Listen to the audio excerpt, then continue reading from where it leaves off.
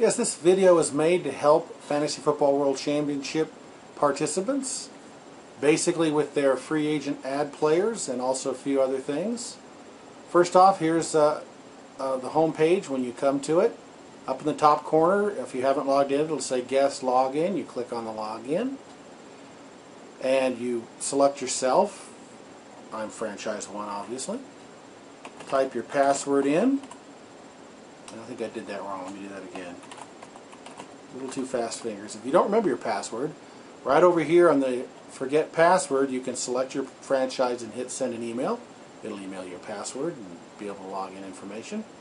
Go back here and I'm going to hit the login, and seems to like me. If you look out up on the top right corner here where the cursor is, it says franchise 1 log out, which means I'm logged in.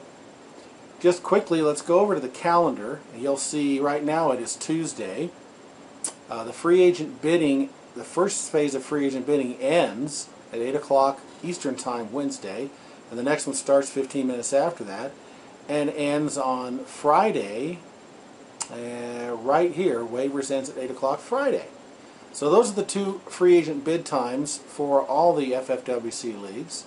Let's go back to the home page. You can see it anywhere here, but if you notice on the very top left, you have the add player button right at the top of the franchise. That's where you do your free agent bidding. You click on that, and we have three phases here. We have the left side where you find the player you want to bid on. You have your bid amount here in the middle, and then you have the player you want to drop. Let's start out. Go to quarterback. I really want, oh gosh, let's pick some stupid quarterback here. Gabbert. I really love Gabbert. I'm going to bid, and we have $1,000 for the whole season. I'm going to bid $5 on Gabbert. And who do I not like on my roster? Well, I got a pretty good roster here, actually, but let's pick somebody we don't like. Oh, let's go with Brian Quick. Don't like Brian Quick, so I'm going to cut him. Now I have the 3 items selected. I'm going to hit add to list, and there you see it right there. Add Blaine Gabbert, quarterback, for $5. And you know, I'm going to make sure, I really don't want Mike Quick, so I'm going to make what we call a conditional pick. I'm going to pick, or bid, I'm going to keep him in my player to drop list. And I'm also looking at a receiver. Let's go take a look at, let's see, I really want, let's say Aroma Shadu. I love Aroma Shadu, and I'm going to pick a bid of $12. I'm going to keep Mike Quick there, and I hit add picks. So now, as you can tell, you have both players being added to this list with the same drop player. So that's a conditional bid. Now, one thing to remember here, I had selected $12 for Aroma Shadu and only $5 for Quick.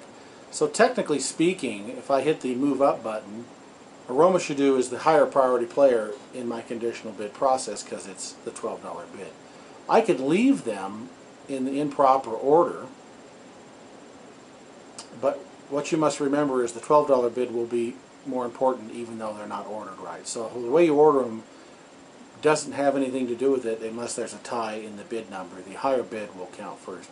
Just for the heck of it, let's hit save bids. And as you notice, it's now giving me my first conditional bids for Blaine Gabbert for $5. I'm going to cut Brian Quick, and Aroma Shadu for $12. Cut Brian Quick. So that's my bids in the first process. Now let's say, you know what, I thought I'd changed my mind. I'm going to go back to add players, and there they are again. I could change those. I could go in and remove one. Let's say I don't want to bid for Aroma Shadu anymore. I'm going to remove him from the list.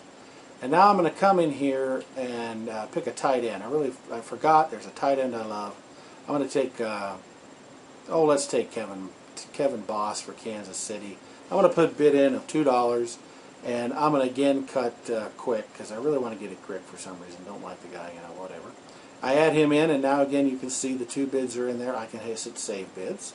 Then I can go back and say, I want a couple more guys, and I really don't like. I want to get rid of this. Let's see. Where was that other guy at? Let's pick somebody we don't like. Let's say I have too many kickers. I want to get rid of Rob Baronis. And as another guy I really like as a wide receiver that I want to get on my roster, I want to try and get on my roster, I'm going to get this Caldwell guy for Denver. And I'm using a different player, so this conditional bid of these two guys is separate to this one. You know, and I really think this guy's going to go well. I'm going to bid $43 for him, and I'm going to hit the add bid. Now, as you notice, a third bid has been added in. I can continue to add as many people as I want on this list, with as many drops or conditionals as I want. And then when I'm done, I just hit the save bid, and as you can see, we have the two original bids, and I've added this Andre Caldwell. And as I showed you before, if I don't like these, I can go back in and remove them or add more. And if I want a modified bid amount, you have to remove it and then add it in with a different bid. So that's basically the initial functionality of the free agent bidding. And again, as I want to point out to you, the bid amount is what the priority is most important. So if you order them in a certain order, it doesn't matter. It's the bid amount that counts, unless of course they're tied, and then the order that you put them in is important. So that's the beginning in a nutshell. Good luck this week with your free agent bidding.